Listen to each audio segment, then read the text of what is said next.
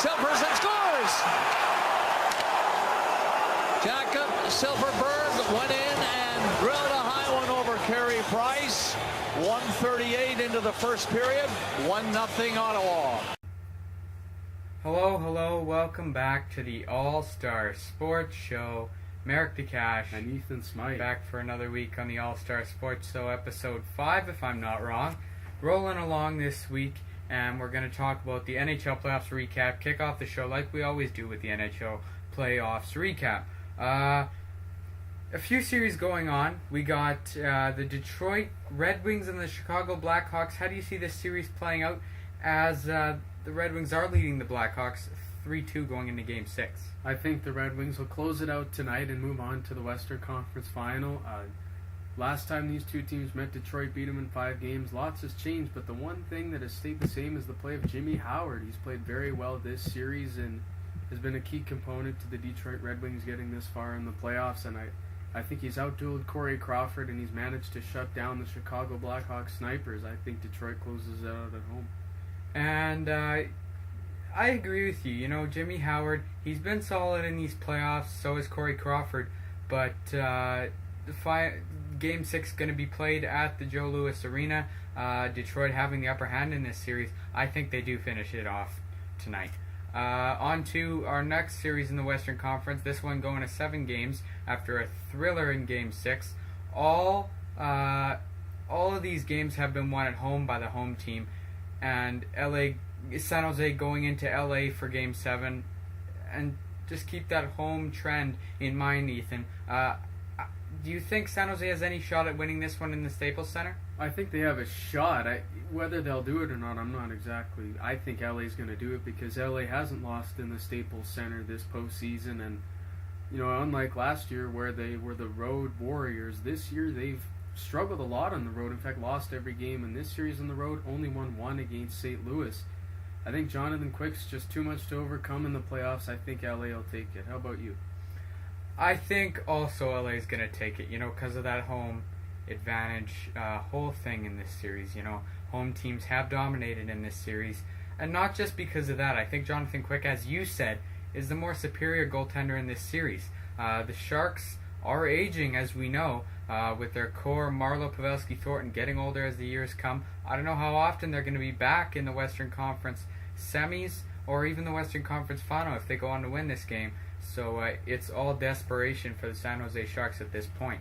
On to our up-and-coming series, the Eastern Conference Finals. The Boston Bruins travel to Pittsburgh to start off their series in a few days. How do you think that one's going to play out? And that's going to be a fun series, isn't it? Well, as we know, these are the 2 best teams in the Eastern Conference, even though Boston did finish 4th. There's not really much question about that.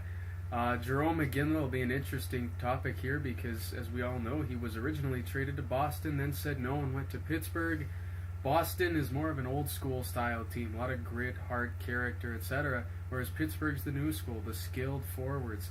I think that Pittsburgh's just going to be too much to handle. They're 6-0 in their last 6 meetings against the Bruins, and Thomas Vokoun has probably been better this playoffs than Tuukka Rask. I see the Penguins winning it in 6. And you know what? So do I. I think the Penguins... I originally picked the Bruins to go meet the Blackhawks in the Stanley Cup Final, but I think Pittsburgh, here's where the line is drawn for the Big Bad Bruins. The toughness is going to still work against these Penguins, but the Penguins have just enough skill to over-edge the Boston Bruins. Although they do have guys like Torrey Krug on the blue line who's really chipping in these situations here in the NHL playoffs. That's going to be a great series, and we look forward to watching that one. Now on to the NBA playoffs. To recap, Ethan, you want to tell us a little about the Western Conference Finals in the NBA? Well, the San Antonio Spurs lead the Memphis Grizzlies 3-0, and the San Antonio Spurs, I've alluded to them before as being that team that just never really goes away. I mean, that core is still there, Duncan, Ginobili, Parker, and they continue to win even when the odds are against them. They can close it out in Game 4, and I think they will. And our next series, the Heat and the Pacers. Personally, I think the Miami Heat will go on to win this series. Pacers giving them trouble in games 1 and 2 with Paul George and the rest of their crew. But the Heat absolutely bombing the Pacers in Indiana the other night. I think the Heat take this one in 6. Pacers are going to win another game, I think, just because of the pure skill Paul George and the rest of that Pacers team bring. They are really challenging the Heat early in this series. But for now, that's been the NBA Playoffs recap. Merrick Cash and Ethan Smythe are going to be back right after this short break. All right, welcome back to the All-Star Sports Show. Now we're going to start with the All-Star of the Week. Merrick, who is your pick? My pick is coming from the association. I have to go with LeBron James. This is my second time I have chose a player out of the association to win the All-Star of the Week award. I picked Stephen Curry earlier in the playoffs, but now I'm picking LeBron James, the big boy from Miami. He got a triple-double in Game 1 against the Pacers. He goes on to dominate in Game 2, scoring 36 points, and then comes back with a mediocre effort with 22 points. But for LeBron, that's kind of mediocre. For any other player, it's not. So, and he's playing, keep in mind, he's playing way more than half the game, folks. And LeBron trucking a big load there in Miami, and he's going to have to be a big part of them winning the NBA Finals this year, if they even want to have a shot at the NBA Finals. Ethan, your All-Star of the Week. My All-Star of the Week comes from one of the biggest disappointments in the major leagues, and it is Jose Bautista of the Toronto Blue Jays.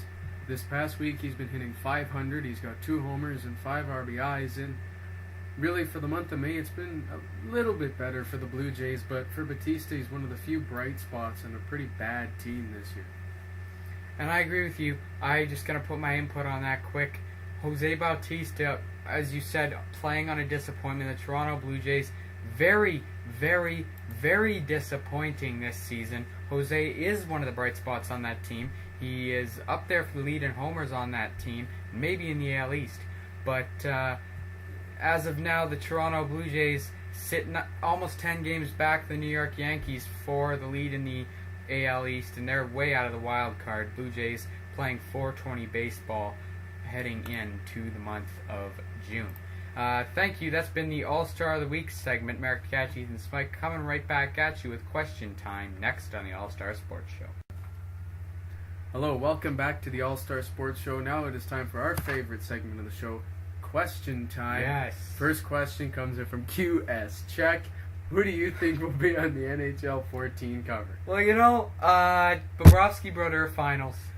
I think Sergei Bobrovsky deserves it. Martin Brodeur is arguably washed up, but arguably one of the great goaltenders all time in the NHL.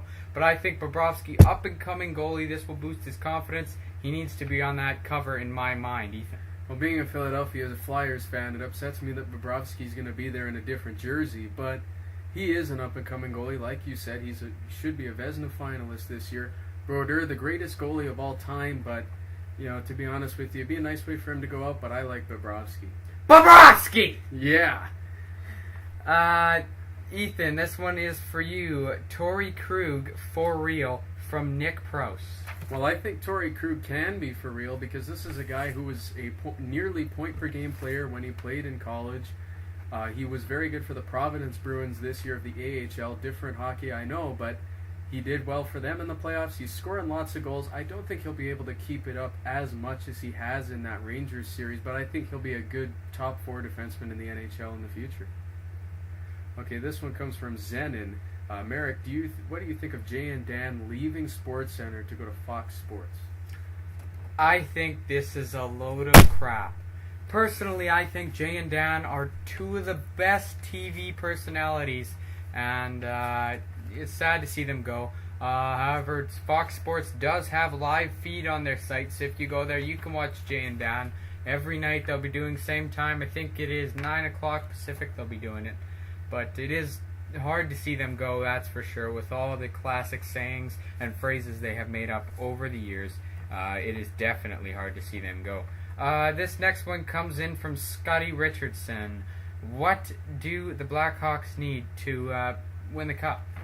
Well, first I'm going to start by series. Keep in mind they are trailing 3-2 in the series. And they're going to need to find out how to solve Jimmy Howard and the Detroit Red Wings, if anything. They need to get their snipers going. Jonathan Toews was extremely cold.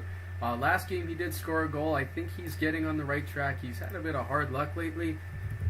That's the main issue here, is that Jonathan Toews, the guys who you'd expect to contribute for them, are just not doing it. And, then if they want to beat a team like the LA Kings, it's going to be even harder with Jonathan Quick, the best playoff goalie of the last couple of years.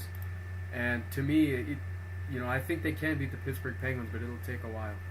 And that's it for question time. Stay tuned.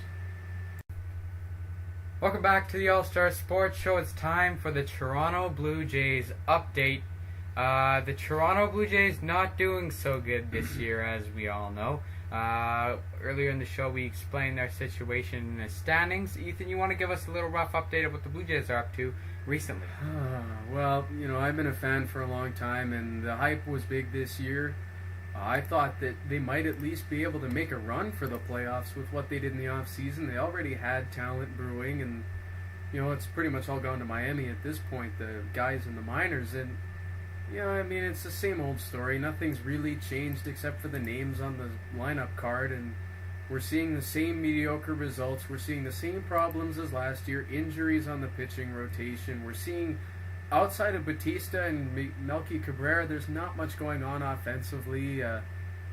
Solo home runs aren't going to win games for you, and that's the big issue. Like Jose Batista, he's got 11 home runs. He's only got 27 RBIs because people aren't getting on base. And, I agree with you, but another major contributor on this team, we all take Adam Lind for granted. He's hitting 300 this year, which is a huge surprise. He also has 9 doubles on the season with 19 RBIs to go along with his 304-point average. Rajai Davis not doing too bad, but keep in mind he's a bench player. Melky Cabrera, and like Ethan said, same old story. I don't think a managing change is going to help, but when everyone gets healthy and this team still performs like crap, don't be surprised when they miss the playoffs. And that's it for the All-Star Sports Show. Signing off for this week, May the 27th, Monday, Merrick DeCash. And Ethan Smythe. See you next week, folks. We'll be broadcasting live from Play On Hockey Tournament at West Edmonton Mall.